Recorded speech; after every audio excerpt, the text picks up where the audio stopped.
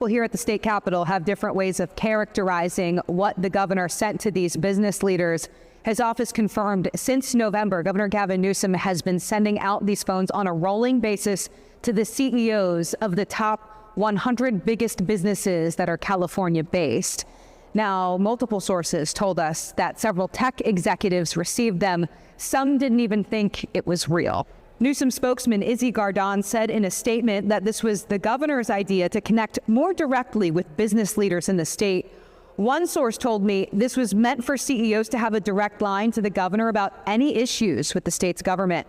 We caught up with the governor today about a variety of issues. I tried to ask him about what conversations have been like, but apparently he ran out of time. Your conversations with business groups that you sent telephones to, anything you can share about those conversations? I literally can't hear it either. No, the conversations you've had. I haven't seen any bills. Thank you so much. So we checked in with adjunct McGeorge School of Law professor and longtime California lobbyist Chris McHaley, and we asked, is there any precedent to this? Has any other California leader done this before? I don't think there's a precedent for sending individual burner phones, but certainly governors in the past have always shared their personal contact information with executives from around the state to have that direct line of communication. Are there any legal concerns with this from where you stand?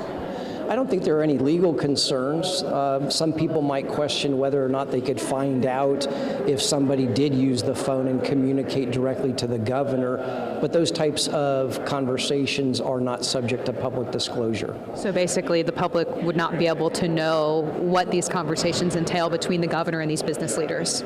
Only if the governor chose to publicize that or disclose who called and what was said in such a phone call. Otherwise, no, those are exempt from public disclosure. To be clear, California taxpayers are not paying for these phones.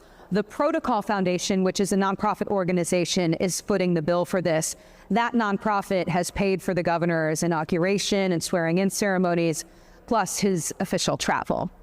Reporting at the state capitol, Ashley Zavala, KCRA 3 News.